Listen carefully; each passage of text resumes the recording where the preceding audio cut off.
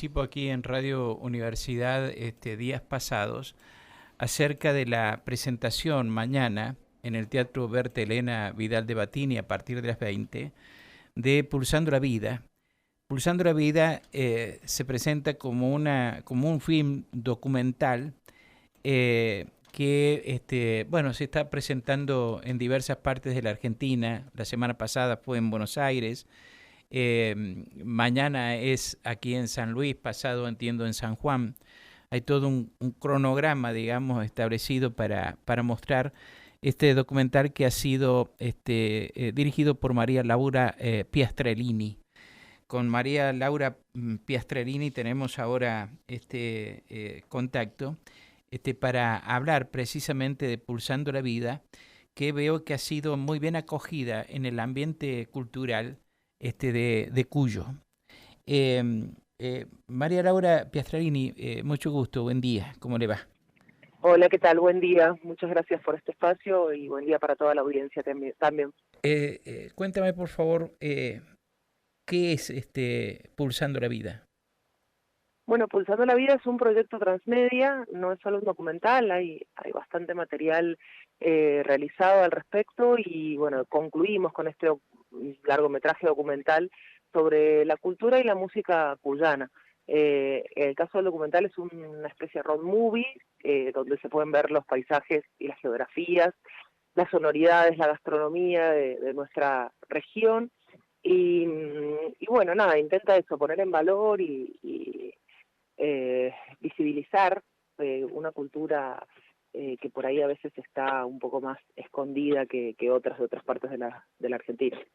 ¿Cómo ha surgido la idea y cómo se ha trabajado esta idea? La idea surge porque yo en realidad no vengo de familias cuyanas, con los que dicen, ¿no? Estas familias que están acostumbradas a dar serenata, a, no sé, juntarse y cada vez se juntan sí o sí, tienen que salir la guitarra y cantar tonadas, bueno, lo que sucede en las familias cuyanas, ¿no? Y a mí la verdad que cuando descubro todo este mundo, empiezo como a darme cuenta de que hay un valor cultural muy fuerte que al menos yo no conocía, y así como yo un montón de gente que es parte de la región y que nunca por lo menos hemos tenido contacto, a mí no me había pasado. Entonces, bueno, después conociendo artistas de renombre y artistas que son sumamente respetados en otras provincias, caso de Juan Falú, Peteco Carabajal, Ramiro González, bueno, un montón de artistas de otras partes del país que hablan sobre la música cuyana y que cada vez que los escuchaba hablar era como deslumbrarse por las guitarras, deslumbrarse por las composiciones y demás. Y bueno, me parecía que hay un material muy rico para poder llevar adelante y bueno, poco a poco lo fuimos concretando y terminó siendo un proyecto transmedia que ahora está, como bien vos decís, estrenándose en distintas partes del país, este documental. Estuvo en Buenos Aires la semana pasada, en Capital Federal, en el Cine Gomón, que es como el cine más importante para los productores y directores independientes que tengamos un estreno ahí. Estuvo en Lobos también, en provincia de Buenos Aires, en Santiago del Estero. Como bien vos decías, el miércoles va a estar en San Luis, en la sala Berta Vidal de Batini. Y bueno, continuaremos en San Juan la próxima semana, no sé si 31 o 1 de septiembre, eso todavía está para cerrarse. Seguimos el 7 y 8 por Córdoba y terminamos en Mendoza el 14 de septiembre. ¿Qué muestra efectivamente esta producción? El documental tiene distintas voces, ¿no? Que van tocando distintas temáticas relacionadas a la música cuyana y a la actualidad de la música cuyana, ¿no? A las transformaciones que ha tenido dentro de la misma música. Hay una mirada que tiene que ver más con lo histórico y también con lo popular, y también hay una mirada académica que refuerza ciertos momentos históricos también al respecto. Hay como un salpicadito de temáticas que se van tocando, pero todo tiene que ver, ¿no?, con la actualidad de la música hoy, ¿no? El papel de la mujer, cuál ha sido el papel de la mujer dentro de la música cubana y cuál es hoy, composiciones, bueno, de todo un poco. La danza también es parte de este documental. ¿Qué artistas de aquí de San Luis participan? De San Luis está Daniela Calderón, está Julio Salazar y en realidad está todo casi toda una buena parte del grupo de algarroba.com, el Trébol Mercedino,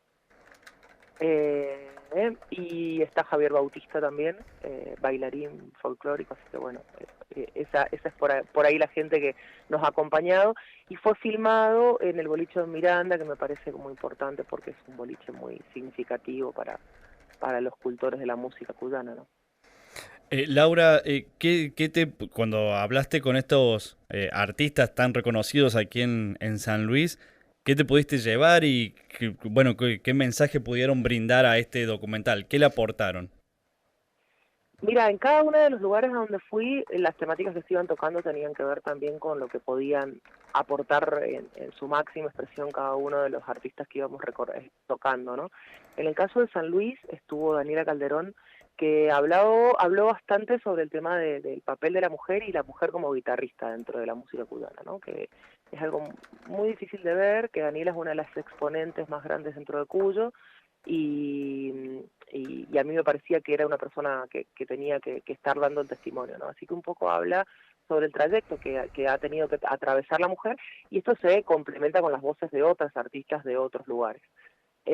Por otro lado está, bueno, en el caso de los algarroba.com, nos adentramos un poco también en esta nueva sonoridad que ellos han como incorporado y que muchos grupos han seguido su camino, con la incorporación de la batería, con cosas que por ahí ya no salen de lo tradicional, y del espectro tradicionalista, y bueno, y también cuál ha sido el fundamento y el motivo por el que lo han incorporado, un poco trabajando sobre eso.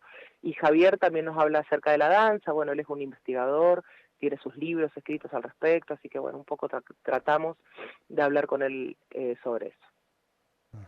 Y a partir de este documental, como vos le llamás también un viaje, ¿no? Que se ha hecho por la cultura y la música cuyana, ¿se puede buscar algún otro camino de aquí en adelante? ¿Es un aporte también a lo que se viene haciendo en cuanto a la actualización de lo que tradicionalmente se conocía como lo cuyano, ¿no?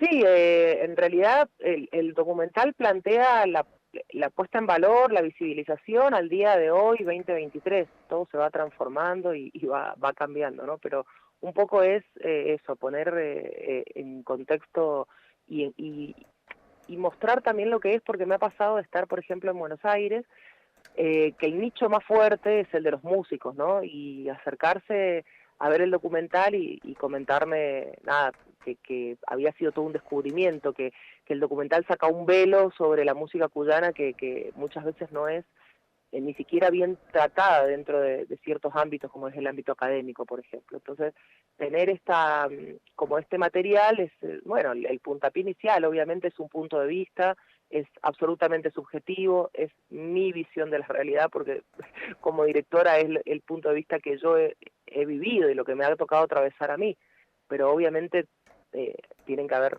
tantas verdades como personas, entonces bueno, se plantea como un estado de situación. A partir de ahí todo lo que se puede hacer creo que está bueno, creo que aporta y que suma a dar a conocer o a reflejar también parte de lo que somos, ¿no? ¿Cómo has tratado el tema de la evolución estética en la música cuyana? Me refiero al canto tradicional de Cuyo y a las nuevas voces que empiezan, las nuevas voces y modalidades de interpretación que empiezan a surgir en los 60 en toda esta región del país y que ha tenido, bueno, has mencionado el caso, por ejemplo, de algarroba.com, expresiones más recientes como las de ellos. Sí, en el documental se ve, por ejemplo, no sé, en un momento Rally Barrio Nuevo canta y habla acerca de la influencia que ha tenido él en particularmente y toda la zona de Frías, que él plantea que hay un corredor cultural que de Cuyo pasa por Frías y que influye fuertemente esa zona puntualmente de Santiago del Estero, y que en esta cuestión de cómo cantaba antes Hilario Cuadros, ¿no? Esa voz más angosa, más chinita, no sé, otro tipo de sonoridad. Entonces, bueno, se plantea un poco esa situación y después son puramente los artistas lo que van contando el motivo de la incorporación, ¿no? De la batería, en el caso de algarroba.com, donde ellos plantean que en el primer disco tímidamente la fueron incorporando, que tienen un respeto muy grande por la música cuyana, que ellos vienen de familias cuyanas y conocen lo que es la música cuyana, y que su punto de vista siempre fue innovar sin desvirtuar, ¿no? Entonces creo que esto es clave, porque la cultura tampoco es estática, si no estaríamos viviendo en el siglo pasado. Entonces, en esta transformación ellos siempre respetando lo que el pasado, porque además eso no es que nacieron no es que se nacieron como yo, que yo no vengo de una familia cuyana, no, nacieron en una familia cuyana, son músicos estudiosos de la música cuyana, y supieron cómo incorporar ciertos nuevos instrumentos que hacen a una transformación. Que no quiere decir que todo el mundo ahora va a tocar tonada con batería, o sea, significa que es otra forma de expresión más de la tonada, y que me parecía que tenía que estar porque no es más que parte de la realidad que debe mostrarse, y bueno, explicar también un poco esa actualidad de hoy. ¿Cuál es digamos, cómo te llegas a explicar, tú en tu caso que has estado estudiando todo esto, por qué la música cuyana no ha tenido la divulgación masiva, digamos, como la ha tenido el folclore, por ejemplo, santiagueño, o todo el folclore norteño, aún el del litoral? ¿Qué pudo haber acontecido para que no prendiera de la manera en que prendió en la producción comercial el folclore cuyano? Eso se habla mucho en la película, y hay un montón de factores también que se analizan al respecto. En principio, el folclore cuyano tuvo su mayor auge en los años 50, porque hubo varios exponentes como Buenaventura Luna, Hilario Cuadros, que viajaron a Buenos Aires y que tenían una especie de no sé, de multimedio, dice Pepe Sánchez, en donde ellos grababan, hacían todos sus arreglos y demás, y tenían esa posibilidad y expandían ese conocimiento hacia otras regiones. Incluso se habla de la influencia que ha tenido la música cuyana en la música justamente del litoral, ¿no?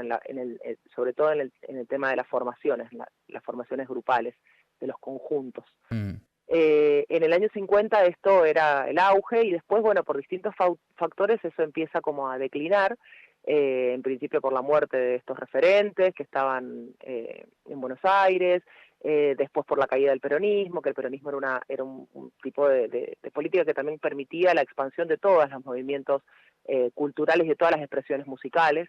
Y después otra de las cosas que se plantea es que también surge en ese momento de declive uno de los festivales más importantes de la Argentina, que es el Festival de Cosquín. Y justo la música cuyana también se encontraba como en baja, digamos. Esa es una de las teorías que se plantean, que pueden haber influido también en que la música cuyana no se expandiera de la manera que por ahí uno desearía. Pero también hay otras cosas que tienen que ver, que también se habla, ¿no? Y se pone en foco, que son las políticas culturales de cada uno de los lugares. Nosotros en Mendoza tenemos el Festival Nacional de la Tonada. No voy a hablar de los otros porque la verdad es que los desconozco, eso lo sabrán decir ustedes, pero en el Festival de la Tonada no hay tonada. Claro. Entonces, en Calle Angosta no hay tonada. Nuevo, claro. Tiene que venir Rally Barro Nuevo, cantar cartón cuyano para que aparezca la tonada y todos aplaudan como si fuera el descubrimiento de América. Y la verdad es que no hay tonadas, pero eso es una decisión política. Entonces, también nosotros, me parece que eso se habla mucho en la película, empezar a hacer un revisionismo, dejar un poco la hipocresía de lado, y bueno, si vamos a llamar Festival de la Tonada, bueno, como dice el mismo Rally en la película, yo voy al Festival del Chamamé, qué lindo, voy al Festival del Chamamé, pero tengo que tocar chamamé. Y tengo que tocar con músicos de Corrientes. No puedo tocar con otros músicos. O sea, tengo que invitarlo. Puedo ir con mis músicos, pero tengo que tocar también con músicos de Corrientes. Entonces, entender, dice, a mí me gustaría, así como voy al Festival del Queso y quiero comer queso, me gustaría ir al Festival de la Tonada y escuchar tonada. Entonces, me parece que también esa mirada hay que verla hacia adentro, el por qué ni siquiera nosotros mismos estamos poniendo en valor lo que se supone que es nuestro, ¿no? Y nos importa llamar al chaqueño palavecino con todo el respeto del mundo de su música, de su quehacer cultural, pero que venga el chaqueño y se suba con músicos mendocinos y cante tonada. O sea, un poco ese es el planteo que se hace entre los mismos músicos, entre los mismos viajeros que están en el camino, entre otros, ¿no? Entre la visión incluso de Rally Barrio Nuevo, que es una persona reconocida dentro del espectro folclórico, y que creo que es hoy uno de los pocos exponentes que valora la música como la está valorando, digo, los nuevos, hablando de los nuevos, subirse al escenario y invitarla a Daniela Calderón, como lo hizo hace 2 años atrás, arriba del escenario de Cosquín para que cante una tonada. Claro, pero son episodios aislados, ¿no es cierto? Aislados. Yo lo que veo, a propósito de lo que decías del Festival de la Tonada, mira, si hay un gobierno que gasta plata en espectáculos y para los negocios personales también, es el gobierno de San Luis. Estamos hablando de miles de millones, no de cientos, miles de millones. Y resulta que a los artistas locales no les paga o les paga poquísimo, salvo excepción, ¿no? Pero sí trae todo lo que hace, digamos, a las agendas comerciales, ¿no? Por supuesto. Sí, lo mismo pasa, en Mendoza pasa exactamente igual. Digo, sumarle a esto, porque yo además he sido productora de músicos, ahora ya no, pero yo he estado en la parte de adentro de los festivales de música, y los músicos independientes y los músicos que más locales, como les saben decir, que también están bastante mal catalogados, esos músicos tienen el peor catering, el lugar más retirado, donde se mueren de frío, donde no hay una valorización desde ningún punto de vista, y me parece que es hora de empezar a planteárselo, o por lo menos, bueno, no sé si fue el objetivo del proyecto, pero sí dejarlo a la vista. Bueno, está pasando esto, vamos a seguir, cómo lo van a tomar, o bueno, no sé, ponerlo en consideración, por lo menos. Laura, ha sido un placer escucharte, ¿eh? Y ojalá tengas mucha suerte con la presentación de Pulsando la Vida en el Teatro Berta Elena Vidal de Batini mañana a partir de las 20. Bueno, muchísimas gracias. Ahí vamos a contar con la presencia de Daniela, de Julio y de Javier Bautista también, que son quienes han acompañado ahí el proceso también de rodaje, así que bueno, para contarles que antes van a estar ellos acompañando también, y que las entradas las pueden sacar a través de entrada web. No sé si vamos a poder vender en la entrada si estamos en esas tratativas, pero en entrada web seguramente las pueden sacar. 500 pesos, ¿no? Sí, sale 500, es una entrada súper popular, sí, bastante accesible, y bueno, nada, con